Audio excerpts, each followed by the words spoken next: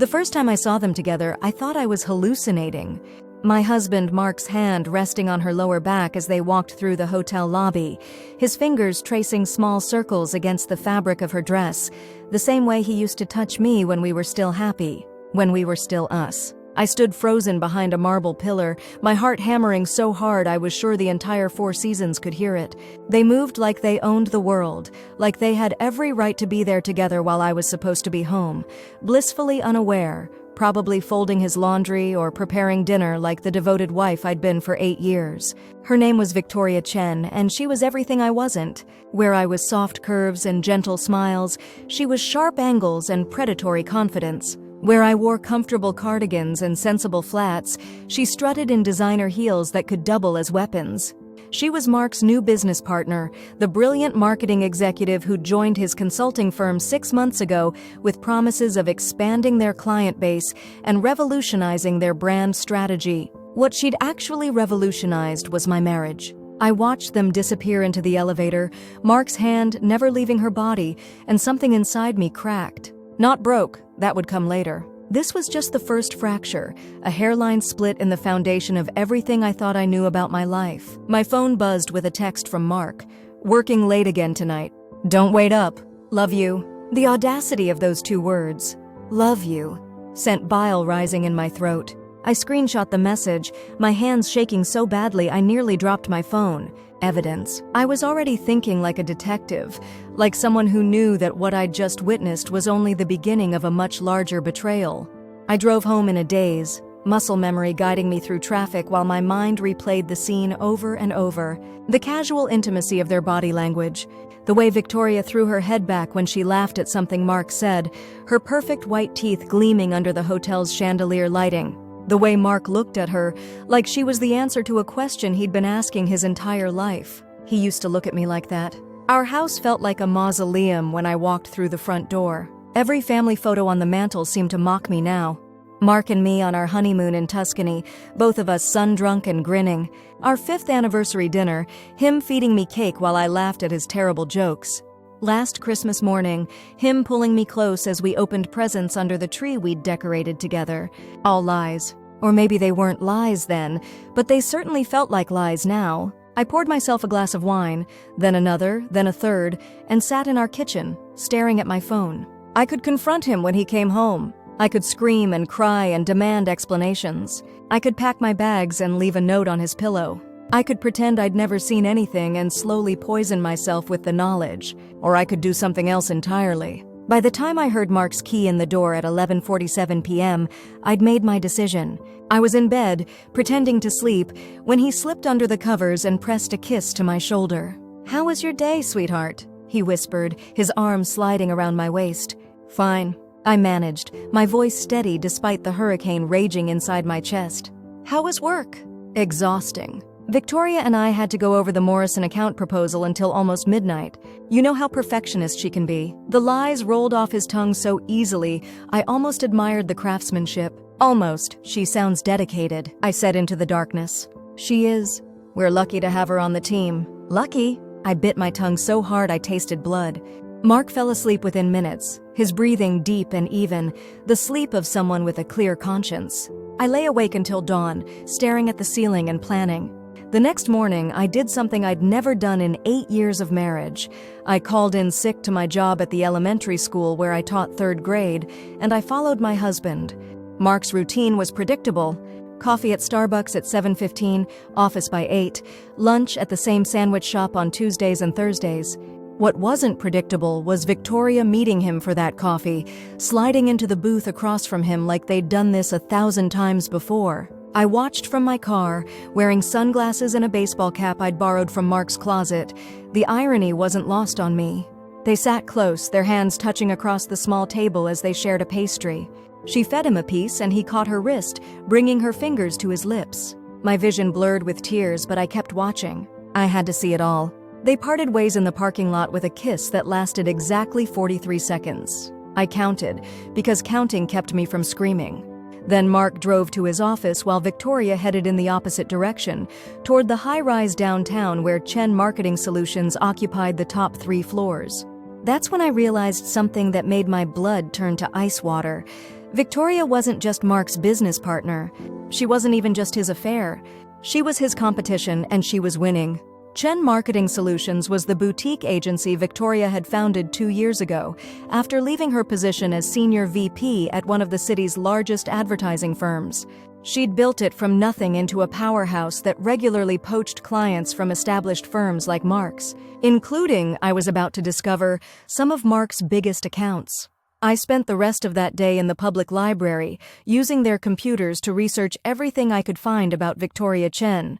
Her LinkedIn profile painted the picture of a marketing prodigy who'd climbed the corporate ladder with ruthless efficiency. Harvard MBA, stints at 3 major agencies, a reputation for innovative campaigns that won awards and client loyalty in equal measure. But there were also whispers on industry forums, speculation about her methods, questions about how she'd landed certain high-profile accounts so quickly. Nothing concrete, nothing actionable. Just the kind of professional gossip that follows successful women like shadows. I dug deeper, cross-referencing client lists and timeline data that was publicly available through business filings and press releases. A pattern emerged that made my stomach churn. Victoria had been systematically targeting Mark's clients for months, using inside information that could only have come from someone with intimate knowledge of his business strategies. She wasn't just sleeping with my husband. She was using him to destroy his own company. The full scope of the betrayal hit me like a physical blow. I actually doubled over in the library chair, gasping for air while an elderly man at the next computer looked at me with concern. I waved him off, straightened up, and kept digging. By 5 p.m., I had a file folder thick with printouts and a plan that was still more emotion than strategy. I drove home on autopilot, my mind churning with possibilities and my heart hardening with each mile. Mark was already there when I arrived, sitting at the kitchen island with a beer and his laptop, looking every inch the successful businessman who definitely wasn't screwing over his wife and his company simultaneously. "Hey babe," he said without looking up from his screen. "How are you feeling? Still sick?" "Much better," I said, setting my purse down carefully so the folder inside wouldn't rustle.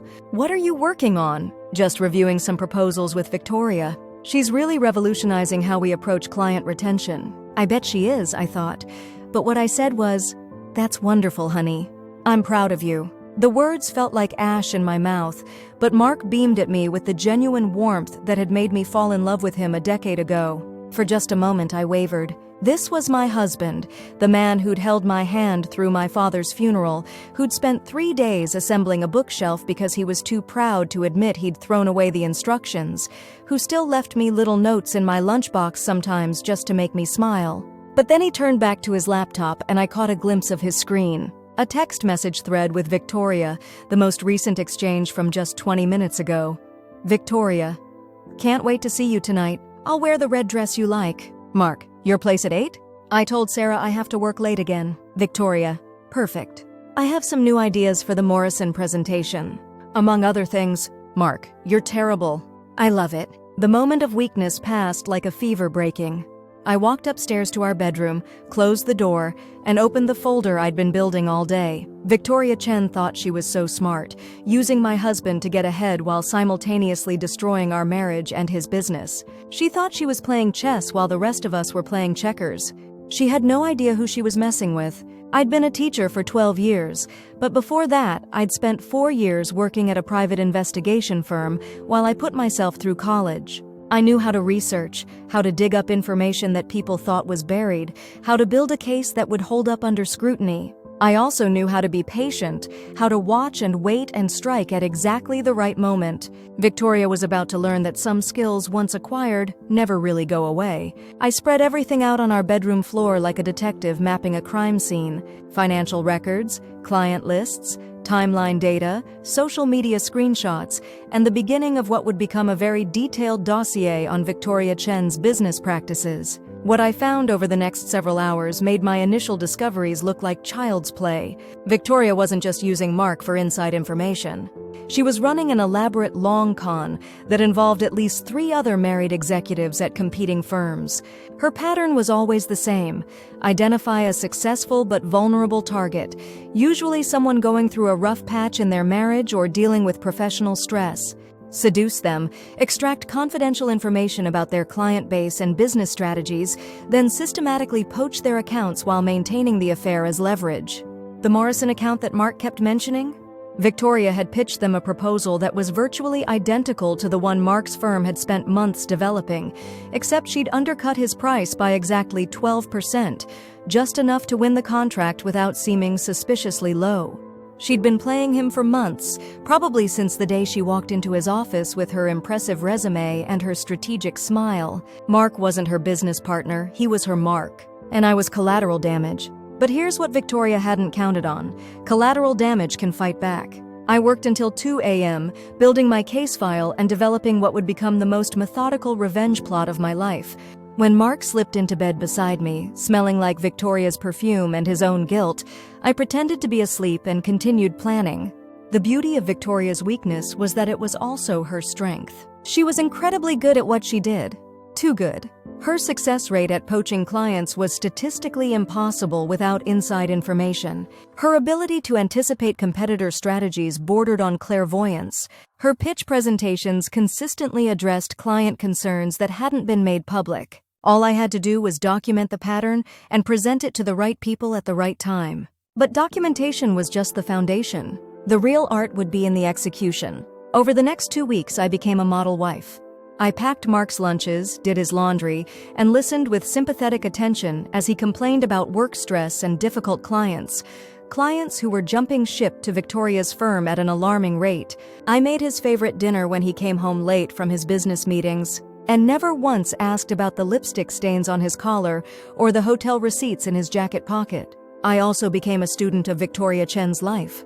She lived in a penthouse apartment downtown, drove a white BMW that she'd bought just 6 months ago, and had expensive tastes that seemed slightly beyond what a 2-year-old boutique firm should be able to support.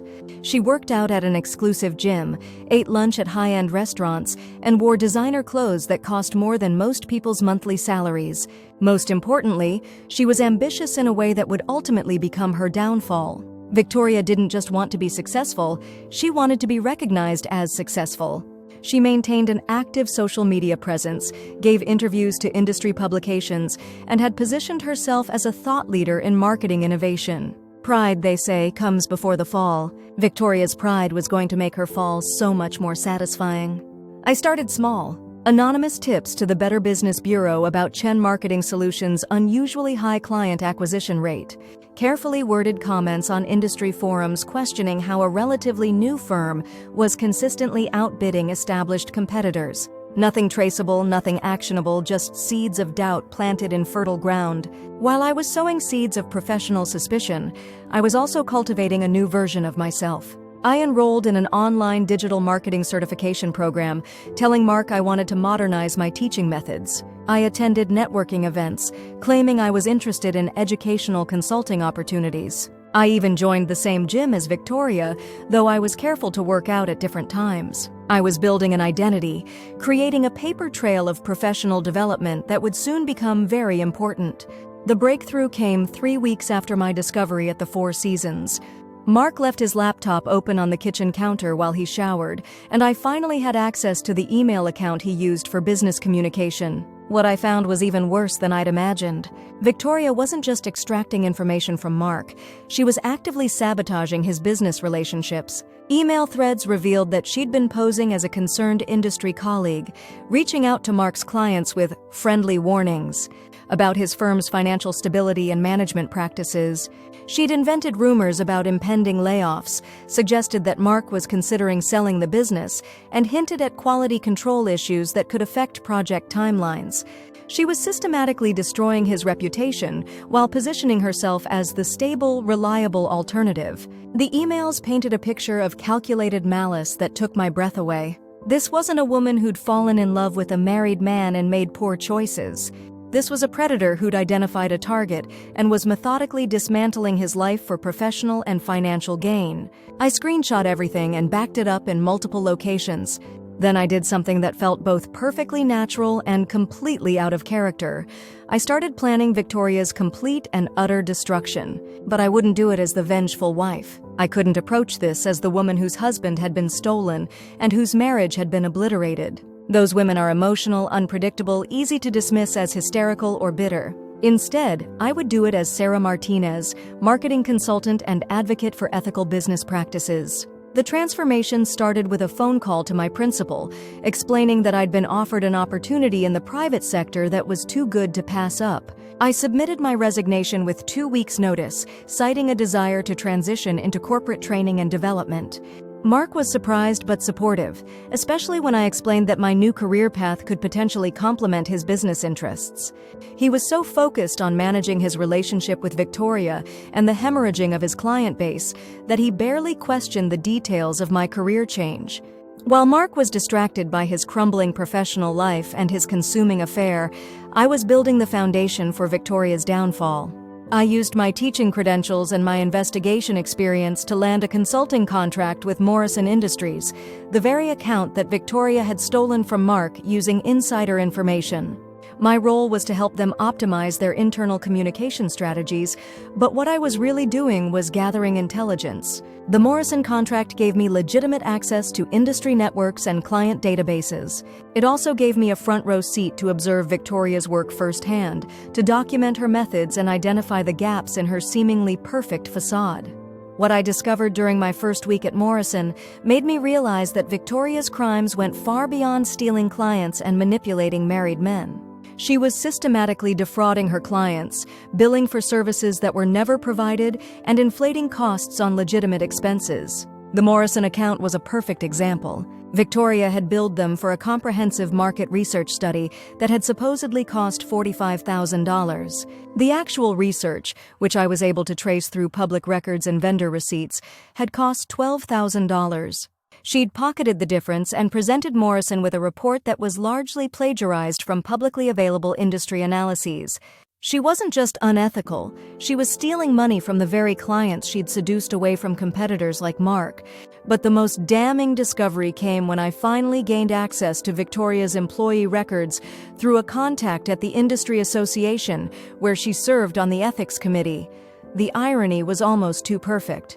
Victoria Chen had never worked at the senior VP level at the advertising firm she'd claimed on her resume. She'd been fired from that position after 6 months for falsifying client billing records.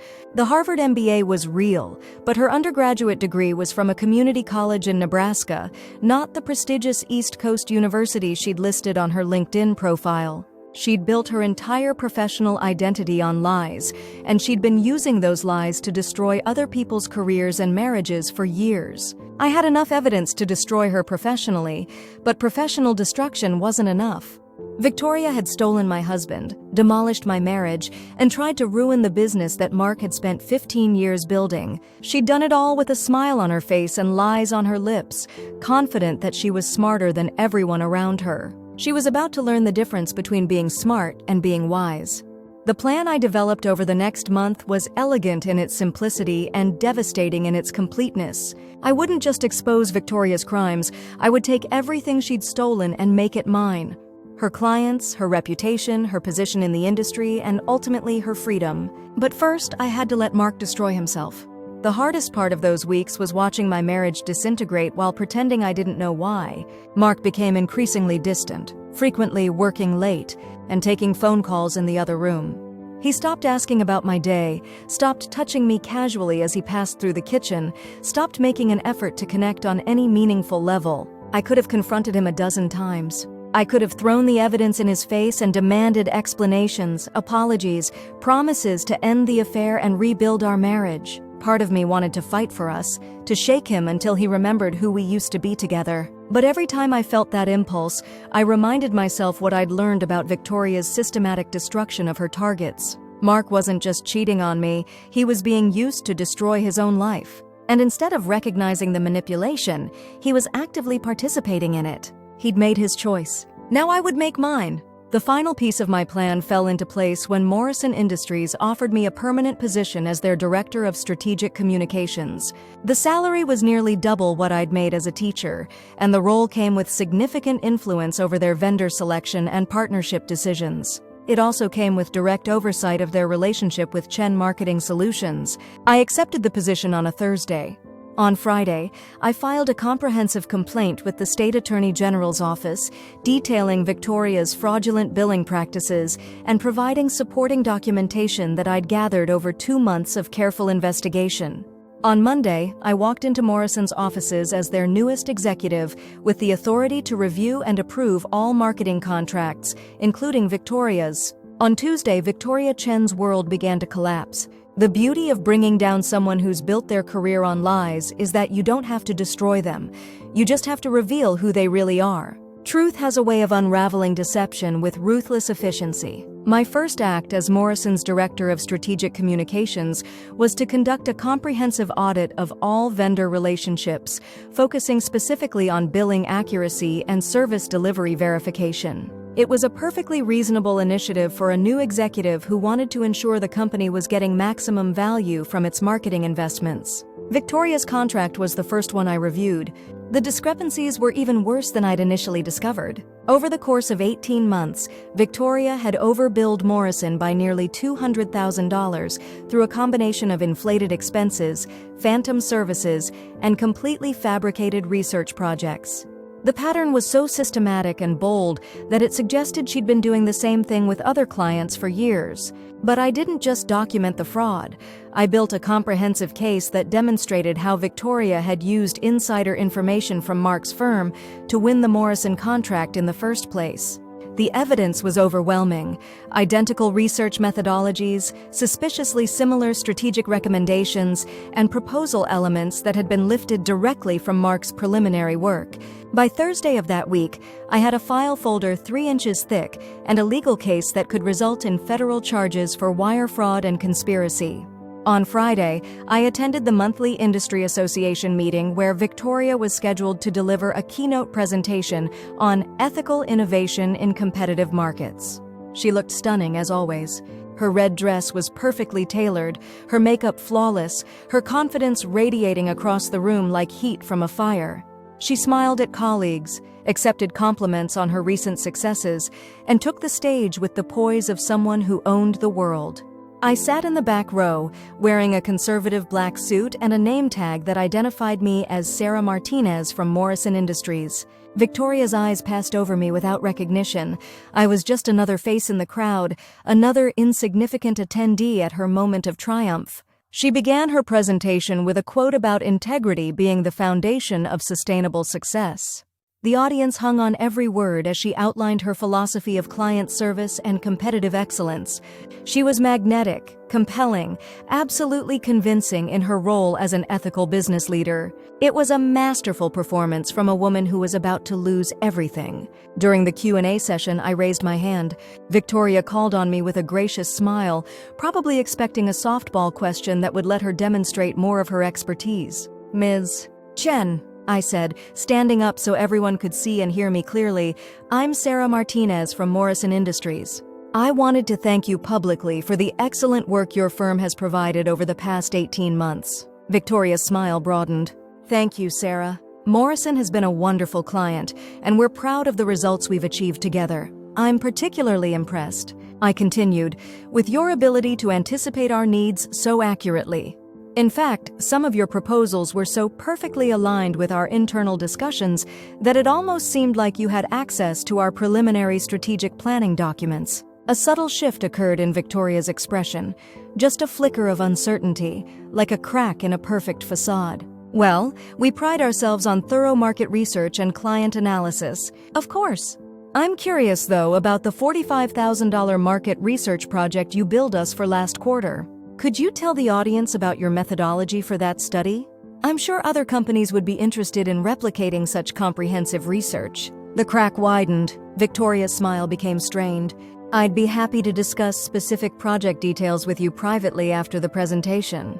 Actually, I think this would be valuable for everyone to hear, especially since we've discovered that the research you provided was largely compiled from publicly available sources that cost approximately $12,000 to access. I'm wondering if you could explain the additional $33,000 in charges." The room went completely silent.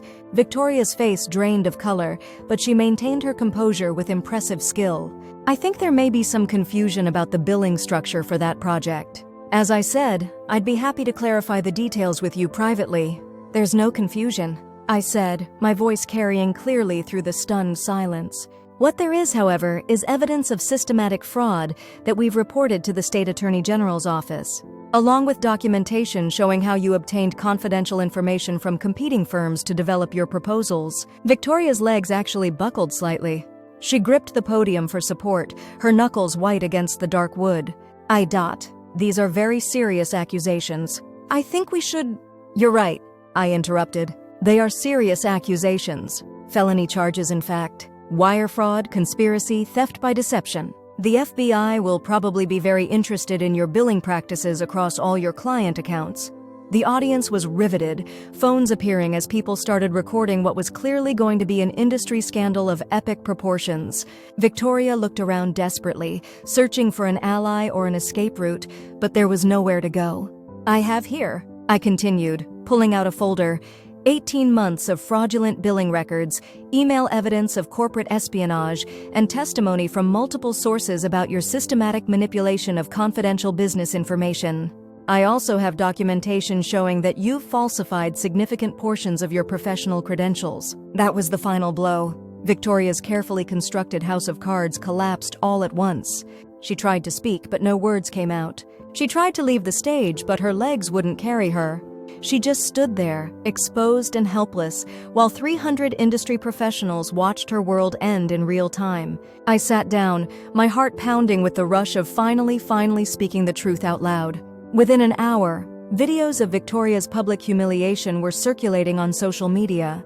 Within 2 hours, 3 major clients had terminated their contracts with Chen Marketing Solutions. Within 4 hours, the FBI had issued a warrant for her arrest. By the end of the day, Victoria Chen was in federal custody, and her company was in bankruptcy proceedings. But I wasn't finished, not even close. That evening, I went home to find Mark pacing our living room like a caged animal, his phone pressed to his ear as he tried desperately to reach Victoria. He'd obviously heard about her arrest and was trying to figure out what it meant for him personally and professionally. "Sarah," he said when I walked through the door, relief flooding his voice. "Thank God you're home. Something terrible has happened. Victoria's been arrested for fraud. The FBI raided her office this morning." I set down my purse and looked at my husband, really looked at him, for the first time in months. He was sweating despite the air conditioning, his hair disheveled from running his hands through it, his shirt wrinkled from a day of stress and panic. "That's awful," I said calmly. "I hope it doesn't affect your business." "I don't know."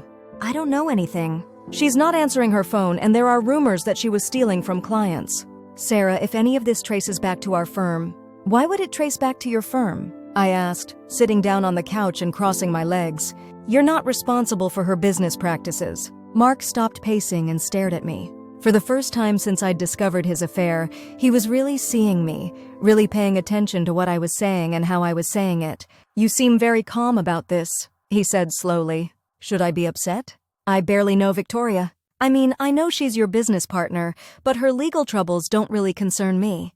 Something shifted in Mark's expression. A dawning awareness, a creeping suspicion that made him look at me like he was seeing a stranger. "Sarah," he said carefully, "where were you today?" "At work. Morrison Industries offered me a permanent position, and today was my first day as Director of Strategic Communications." The color drained from Mark's face. "Morrison Industries. Victoria's client?" "Former client, actually. We terminated our contract with Chen Marketing Solutions this afternoon." "Fraud concerns, you understand." Mark sank into the chair across from me, his legs suddenly unable to support his weight. "You knew?" "I knew what? About Victoria and me." "About the affair? You knew." I studied my husband's face, memorizing this moment when he finally understood the scope of what had happened, what was still happening. "I've known for months, Mark. I've known about the affair, about Victoria's fraud, about how she was using you to destroy your own business. I've known about all of it. And you didn't say anything?" What was I supposed to say? That my husband was sleeping with a criminal who was systematically robbing her clients and using him to commit corporate espionage. That seemed like a conversation you should have initiated. Mark buried his face in his hands. "Oh God. Sarah, I'm so sorry. I never meant for any of this to happen. Victoria, she said you and I were growing apart, that you didn't understand me anymore. She made me feel like what, Mark? Like you were special? Like you were the only one who truly understood her brilliant mind. Like you were partners in more than just business? He looked up at me with tears in his eyes. How did you know all that? Because that's what she said to all of them. You weren't special, Mark. You were just the most useful. She needed access to your client lists and your strategic planning documents, and sleeping with you was the most efficient way to get them. The truth hit him like a physical blow. He doubled over, making a sound that was part sob, part scream. She used me. She destroyed everything, and she used me to do it. Yes, I said simply. She did. And now what? What happens now? I leaned forward, my hands folded in my lap, my voice steady and calm. Now, Mark, you're going to find out what it feels like to lose everything you thought was yours. Your business will probably survive, assuming the FBI doesn't find evidence that you knowingly participated in Victoria's crimes. Your reputation will take years to rebuild, if it ever fully recovers. And your marriage is over. Sarah, please. I know I screwed up. I know I hurt you. But we can fix this. We can go to counseling, we can— No, I said, standing up. We can't, because while you were playing house with Victoria Chen, I was building a new life. I have a career now, Mark.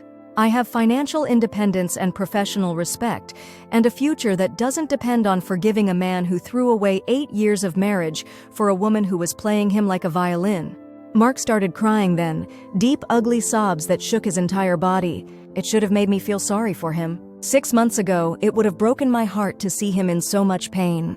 But 6 months ago, I didn't know that my husband was capable of betraying me so completely while looking me in the eye and telling me he loved me every night. I'll be staying at the Marriott downtown until I can find an apartment, I said, picking up the suitcase I'd packed that morning and left in the hall closet. My lawyer will be in touch about the divorce proceedings. I'm not asking for alimony. I don't need your money anymore. I just want my half of the house and my freedom. Sarah, wait. Please. Can we at least talk about this? Can we try to— I stopped at the front door and turned back to look at him one more time. My husband, the man I'd loved with my whole heart for nearly a decade, broken and desperate and finally understanding the consequences of his choices. Mark, I said gently, do you remember what Victoria said in her keynote address today?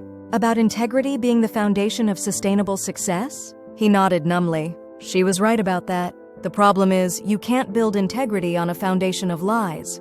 And you can't sustain success when it's built on betraying the people who love you. I walked out of our house and closed the door behind me, leaving Mark alone with the wreckage of the life he'd chosen to destroy. But my revenge wasn't complete. Not yet.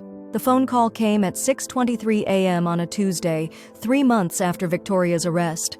I was in my new apartment, sipping coffee and reviewing quarterly reports for Morrison Industries, when my lawyer's name appeared on my screen. I almost didn't answer. Early morning calls from attorneys rarely bring good news, but curiosity won out. Sarah. Janet's voice was tight with barely contained excitement. Victoria Chen just pled guilty to wire fraud and conspiracy charges. She's going to prison for 18 months, and she's agreed to pay full restitution to all her victims. I set down my coffee cup with deliberate care. How much restitution? $1.2 million across 14 different clients.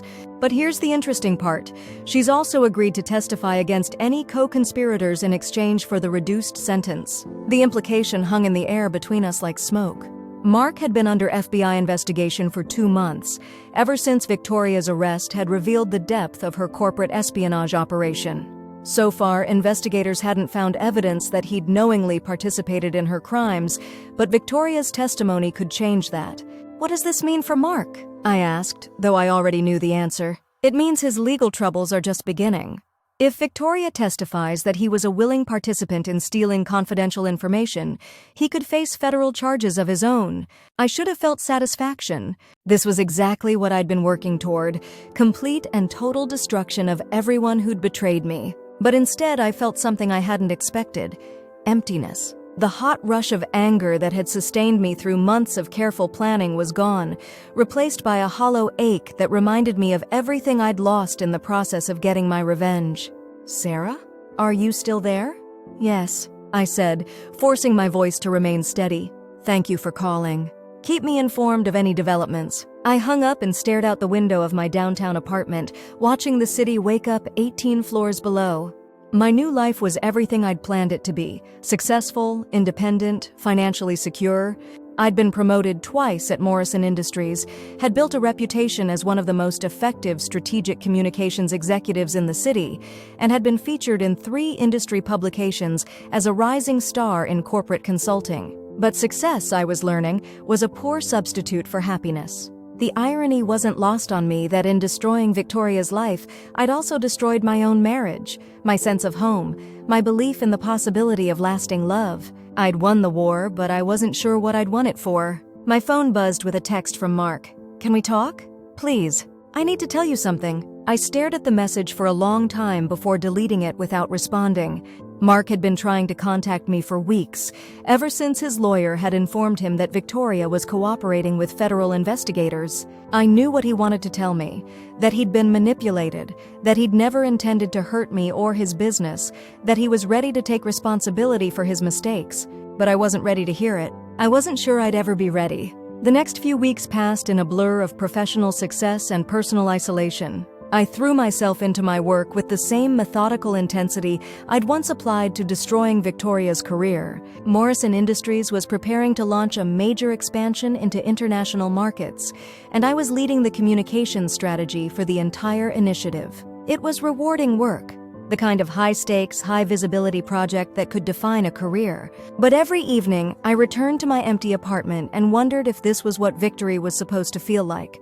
The answer came on a Thursday afternoon when I received an email that changed everything. "Ms. Martinez, my name is Dr. Jennifer Walsh, and I'm a forensic accountant working with the FBI on the Victoria Chen case.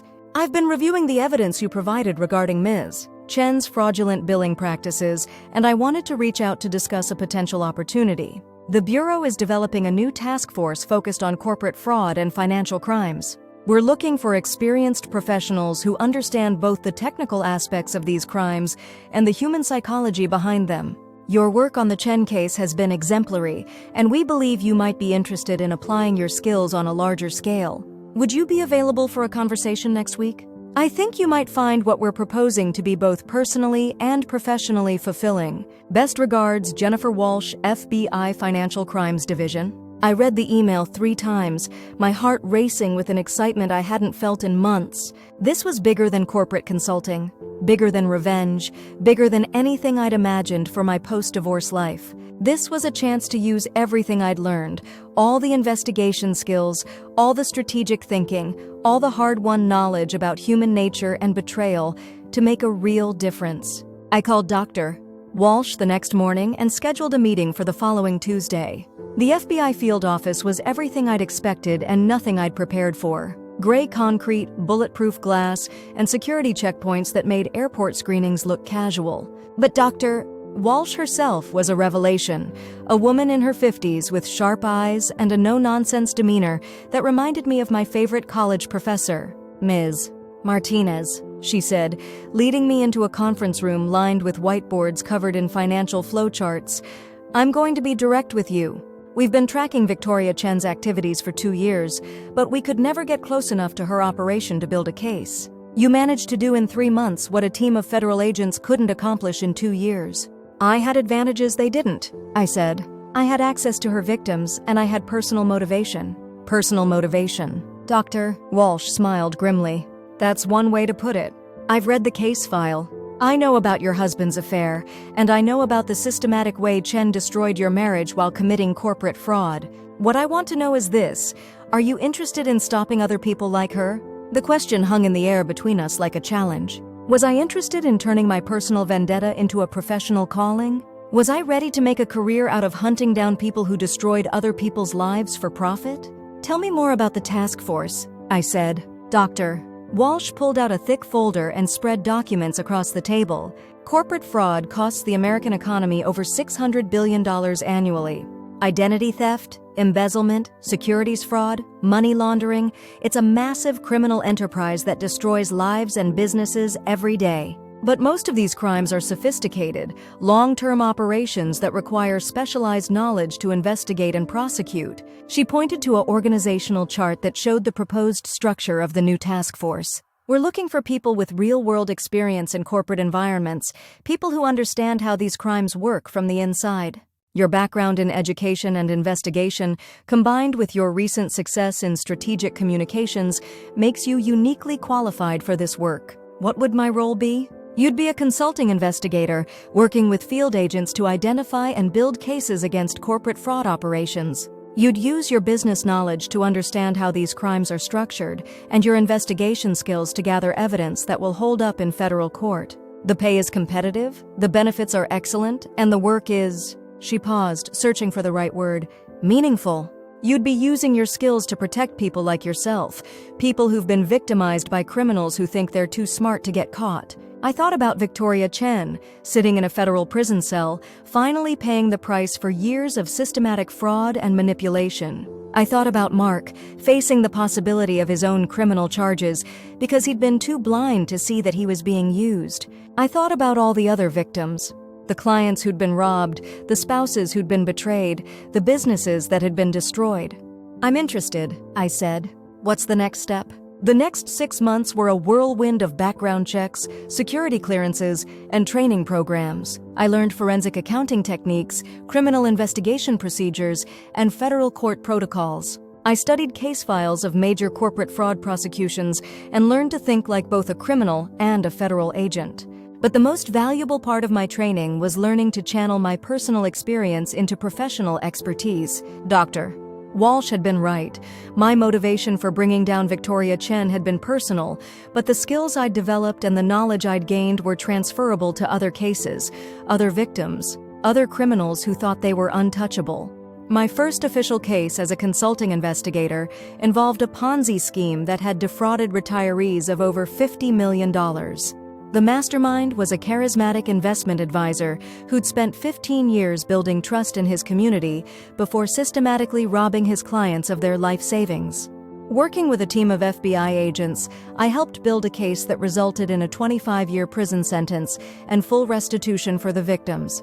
The investigation took 8 months, but when we finally arrested the perpetrator, I felt the same satisfaction I'd experienced when Victoria Chen's world had collapsed at that industry conference. The difference was that this time, I was part of a team working to protect innocent people rather than pursuing personal revenge. Over the next year, I worked on dozens of cases involving corporate fraud, identity theft, and financial crimes. Each investigation was different, but the pattern was always the same. Criminals who thought they were smarter than everyone else, victims who'd been manipulated and betrayed, and a complex web of lies that required patience and skill to unravel. I was good at the work, better than I'd expected. My ability to understand both the technical and emotional aspects of these crimes made me valuable to the FBI team, and my success rate was high enough that I was offered a permanent position with the Bureau. I accepted the offer on a Monday morning in March, exactly 1 year after Victoria Chen had been sentenced to federal prison. That afternoon, I received a call from my divorce attorney.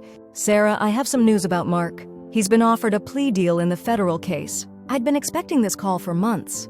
Mark's legal troubles had been escalating ever since Victoria's testimony had implicated him in her corporate espionage operation. While prosecutors couldn't prove that he'd knowingly participated in her fraud, they had enough evidence to charge him with negligent disclosure of confidential information.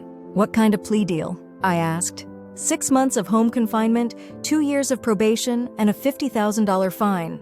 He'd also have to surrender his business license and agree not to work in strategic consulting for 5 years. The punishment was lighter than what Victoria had received, but it was still enough to destroy the career Mark had spent 15 years building. He'd lose his business, his professional reputation, and his ability to work in his chosen field. It was, in many ways, a more complete destruction than prison time would have been. Is he going to accept the deal? He doesn't have much choice. If he goes to trial and loses, he could face up to 10 years in federal prison. The plea deal guarantees he'll be able to rebuild his life eventually, even if it takes several years. I hung up and stared out the window of my new office at FBI headquarters. Mark's downfall should have felt like the ultimate victory, the completion of a revenge plot that had taken 2 years to fully execute. Instead, it felt like the closing of a chapter that I was finally ready to leave behind. That evening, I did something I hadn't done in over a year. I wrote Mark a letter. "Mark, I heard about your plea deal. I know this isn't what you wanted for your life, and I know you're probably wondering if I feel vindicated by your legal troubles. The truth is, I don't feel vindicated. I feel sad for both of us, sad for the marriage we lost, sad for the trust we broke, sad for the people we became in the process of hurting each other. I want you to know that I didn't pursue Victoria Chen because I wanted to hurt you. I pursued her because she was a criminal who was destroying people's lives for profit. The fact that she was also the woman you were having an affair with was almost incidental to her crimes. You made terrible choices, Mark. You betrayed our marriage and endangered your business because you were lonely and flattered and too proud to admit that you needed help. But you're not a criminal, and you don't deserve to have your life destroyed because you were manipulated by someone who was. I testified on your behalf during the plea negotiations. I told the prosecutors that I believed you were a victim of Victoria's manipulation, not a willing participant in her crimes. I hope that testimony helped you get a lighter sentence. We'll never be married again, Mark. We'll never be friends. But I don't hate you anymore, and I don't want to see you suffer more than you already have. I hope you use this time to figure out who you want to be when you rebuild your life. I hope you find someone who loves you for who you really are, not for what you can do for them. And I hope you never ever hurt anyone the way you hurt me. Goodbye, Mark. Sarah. I sealed the letter and dropped it in the mail on my way home, knowing it would be the last communication I'd ever have with my ex-husband. 2 weeks later, I was sitting in my FBI office, reviewing case files for a new investigation, when Dr. Walsh knocked on my door. Sarah, I have a proposition for you. How would you feel about going undercover? I looked up from the financial records I'd been analyzing. Undercover? We've been tracking a sophisticated identity theft ring that's been operating in the Southeast for 3 years. They're stealing personal information from corporate databases and using it to create false identities for money laundering operations. The problem is, they're recruiting their inside contacts through professional networking events and industry conferences. Doctor? Walsh sat down across from my desk. We need someone who can infiltrate their recruitment network, someone with legitimate business credentials who can attend these events and make contact with their operatives. You want me to pose as a potential inside contact? Exactly. Your background in corporate communications makes you a perfect target for their recruitment efforts. You'd attend industry events, network with their operatives, and document their recruitment methods and operational procedures. The idea was both terrifying and exhilarating. Going undercover would mean creating a false identity, living a lie for months at a time, and risking exposure to criminals who wouldn't hesitate to hurt me if they discovered I was working for the FBI. It would also mean using everything I'd learned about deception and betrayal to protect innocent people from becoming victims. How long would the assignment last? Probably 6 to 8 months. You'd be working with a full support team, and you'd never be completely alone with these people. But it would be dangerous, and it would require you to be someone you're not for an extended period of time. I thought about Victoria Chen, sitting in prison, finally paying for years of lies and manipulation. I thought about Mark, beginning his sentence of home confinement, trying to rebuild a life he'd nearly destroyed through his own poor choices. I thought about all the victims whose lives had been shattered by people who thought they were too smart to get caught. When do I start? Doctor, Walsh smiled. Next Monday. You'll be Sarah Mitchell, a strategic communications consultant from Atlanta who's looking to expand her client base. You'll have a complete background, references, and even a small consulting firm that we've created as part of your cover. And my job will be to let these criminals think they can use me? Your job will be to make them think they can use you, while you're actually using them to build a case that will put them in federal prison for the next 20 years. I leaned back in my chair, feeling the familiar rush of adrenaline that came with the beginning of a new hunt. This was what I'd been training for, what I'd been building toward since the day I'd walked out of my marriage and decided to rebuild my life on my own terms. Dr. Walsh? I said, I think I'm going to like this job. The undercover assignment was everything, Doctor. Walsh had promised, challenging, dangerous, and deeply satisfying. Over the course of 7 months, I infiltrated an identity theft ring that had stolen over $30 million from thousands of victims. I documented their recruitment methods, their operational procedures, and their money laundering techniques. Most importantly, I helped build a case that resulted in 23 federal indictments and the complete dismantling of their criminal enterprise. The work was difficult in ways I hadn't expected. Living a false identity meant constant vigilance, constant performance, constant awareness that a single mistake could expose me to violent criminals. But it also meant using my skills to protect innocent people from the kind of systematic betrayal and manipulation that I'd experienced firsthand. When the case was finally closed and the arrests were made, I felt a sense of accomplishment that was completely different from the satisfaction I'd experienced when Victoria Chen was destroyed. This wasn't personal revenge. This was justice, protection, service to something larger than my own need for vindication. 6 months after the undercover assignment ended, I was promoted to senior consulting investigator and assigned to lead a new task force focused on corporate fraud prevention. My job was to work with businesses and government agencies to identify vulnerabilities in their systems and develop strategies to prevent the kind of systematic fraud that had destroyed my marriage and nearly ruined Mark's life. It was meaningful work, the kind of career that made a real difference in people's lives. But more than that, it was work that had grown out of the worst experience of my life and transformed it into something valuable and purposeful. 1 year later, I was giving a keynote presentation at the same industry conference where I'd exposed Victoria Chen's crimes. The audience was filled with marketing executives, business leaders, and corporate consultants, the same people who'd witnessed Victoria's humiliation and downfall. My presentation was titled, "From Victim to Advocate, Using Personal Experience to Combat Corporate Crime." I told them about Victoria's systematic fraud, Mark's manipulation and betrayal, and my own journey from devastated wife to federal investigator. I talked about the importance of recognizing the warning signs of corporate crime, the need for businesses to protect themselves and their employees from financial predators, and the resources available to help victims of corporate fraud. But mostly, I talked about the power of transforming personal pain into professional purpose.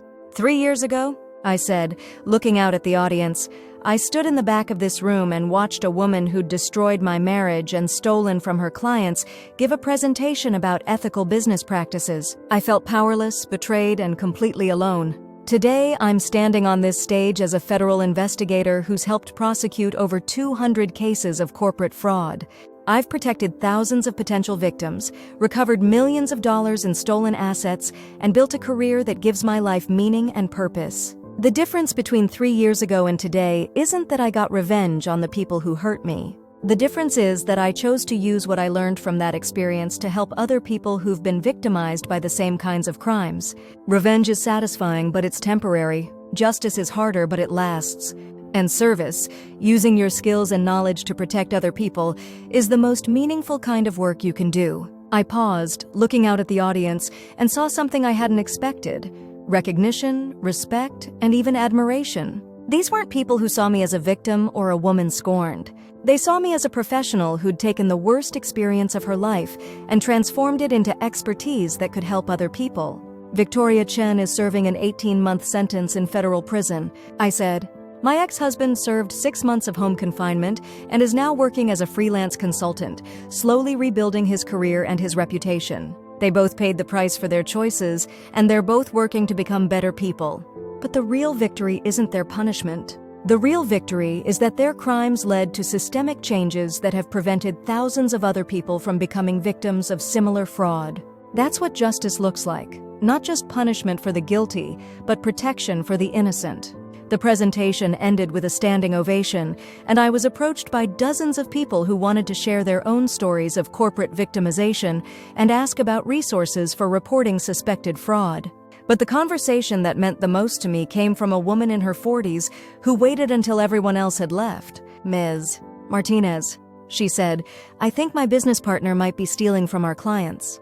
I don't know what to do or who to talk to, and I'm scared that if I'm wrong, I'll destroy our partnership and our friendship for nothing. I looked at her face, the fear, the uncertainty, the desperate need for guidance, and saw myself 3 years earlier, standing in my kitchen with a folder full of evidence and no idea what to do with it. Let's talk, I said. I know exactly how you feel, and I can help you figure out what to do next. We went to coffee, and I spent 2 hours helping her understand her options, her resources, and her rights. I gave her contact information for FBI agents who specialized in financial crimes, connected her with attorneys who could advise her about her legal obligations, and most importantly, helped her understand that she wasn't alone.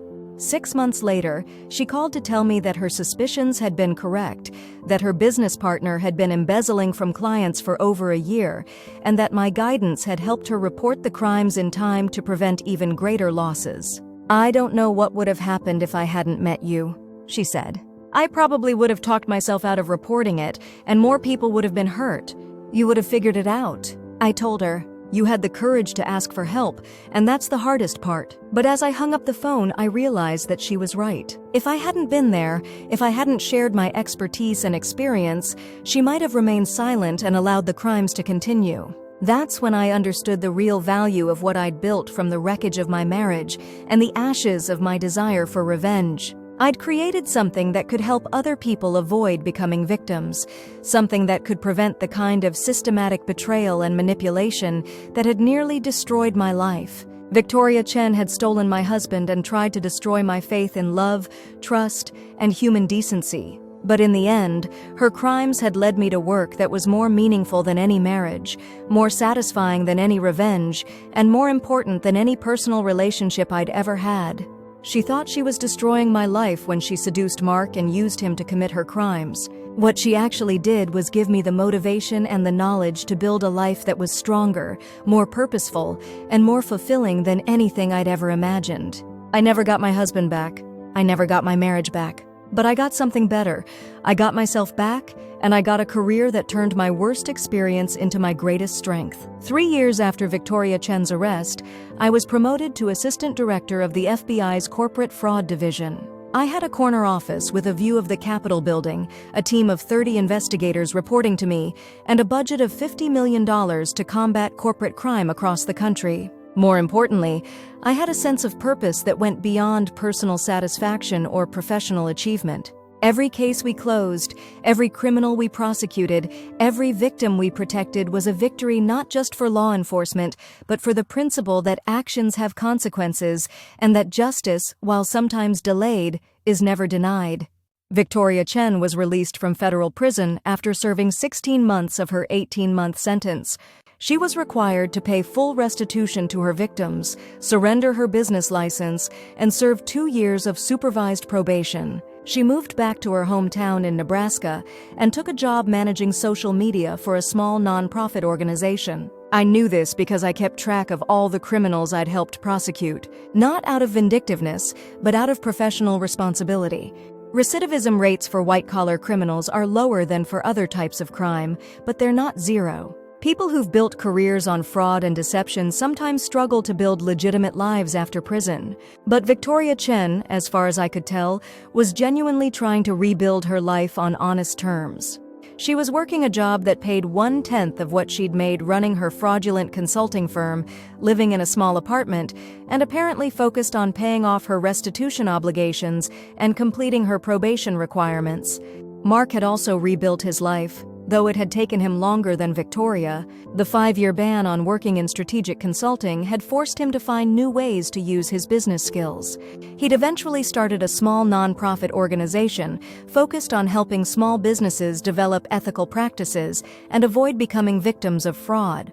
The irony wasn't lost on me that both of the people who'd betrayed me were now working in jobs that, directly or indirectly, helped prevent other people from becoming victims of the same kinds of crimes they'd committed. I didn't take credit for their redemption. That was their choice and their achievement. But I did take satisfaction in knowing that the consequences of their actions had led them to lives that were, in their own way, meaningful and constructive. 5 years after my divorce was finalized, I was invited to speak at a conference on corporate ethics and fraud prevention. The event was held in the same hotel where I'd first seen Mark and Victoria together, and I'd been asked to deliver the keynote address on the importance of personal integrity in business relationships. As I walked through the lobby where I'd once hidden behind a marble pillar, watching my marriage dissolve in real time, I felt a profound sense of completion. The woman who'd stood in this spot 5 years earlier had been devastated, lost, and consumed with anger. The woman walking through it now was confident, purposeful, and at peace with the choices she'd made.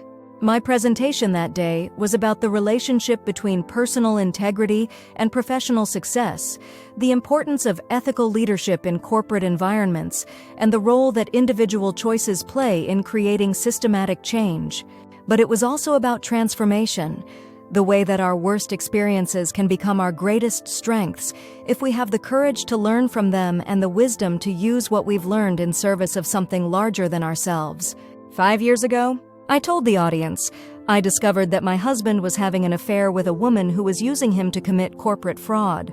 I could have responded to that betrayal with bitterness, self-pity, or a desire for personal revenge. Instead, I chose to respond with determination, strategic thinking, and a commitment to justice. That choice led me to a career that has allowed me to protect thousands of people from becoming victims of corporate crime. The betrayal that nearly destroyed my life became the foundation for work that gives my life meaning and purpose. That's the power of choosing justice over revenge, service over self-pity, and transformation over destruction. The presentation ended with another standing ovation, but this time I wasn't surprised by the response. I'd learned to recognize the hunger that people have for stories of triumph over adversity, for examples of how personal pain can be transformed into professional purpose. After the presentation, I was approached by a young woman who reminded me of myself 5 years earlier, uncertain, hurt, and looking for guidance. "Ms. Martinez," she said, "I'm going through something similar to what you experienced. I found out my fiancé has been lying to me about his business practices, and I think he might be involved in insurance fraud. I don't know what to do." I looked at her face and saw the same fear and confusion I'd felt when I first discovered Mark's betrayal. But I also saw something else: the potential for transformation, the possibility that her worst experience could become the foundation for something meaningful and important. "Let's talk," I said, and I meant it. Because helping people navigate the aftermath of betrayal and fraud had become more than my job. It had become my calling. The conversation we had that day lasted 3 hours. 6 months later, she contacted me to say that her report to insurance regulators had uncovered a massive fraud scheme involving dozens of agents and millions of dollars in false claims. Her fiancé had been arrested, but her courage in reporting the crimes had prevented thousands of people from becoming victims. She also told me that she'd applied to law school and was planning to specialize in corporate crime prosecution. "I want to do what you do," she said. "I want to use what I learned from this experience to help other people." That's when I knew that the cycle was complete. The pain that Victoria Chen had caused in my life had been transformed into expertise that could help other people avoid becoming victims. And now, that expertise was inspiring others to make the same transformation, to choose justice over revenge and service over self-pity. Victoria Chen had thought she was destroying my life when she stole my husband and tried to ruin his business. What she'd actually done was give me the motivation to build a life that was more meaningful, more purposeful, and more important than anything I could have imagined. She'd taken my marriage, but she'd given me a career that protected thousands of marriages from similar betrayals. She'd destroyed my faith in love, but she'd given me faith in justice. She'd tried to make me a victim, but she'd actually made me a protector of victims. In the end, Victoria Chen's greatest crime wasn't stealing my husband or defrauding her clients. Her greatest crime was underestimating the woman she'd betrayed. She thought she was dealing with a naive teacher who could be easily dismissed and forgotten. She was wrong, and that mistake, that fundamental misunderstanding of who I was and what I was capable of, had cost her everything and given me a life beyond anything I'd ever dared to dream. Justice, I'd learned, wasn't about punishment. It was about transformation. And the woman who'd once hidden behind a marble pillar, watching her marriage crumble, had been transformed into someone who could protect other people from experiencing the same devastating betrayal. That was the real victory. Not revenge, but redemption. Not destruction, but reconstruction. Not an ending, but a beginning. Victoria Chen had stolen my husband, but in the end, I'd gotten something much more valuable than any marriage. I'd gotten myself back, and I'd gotten a life that mattered.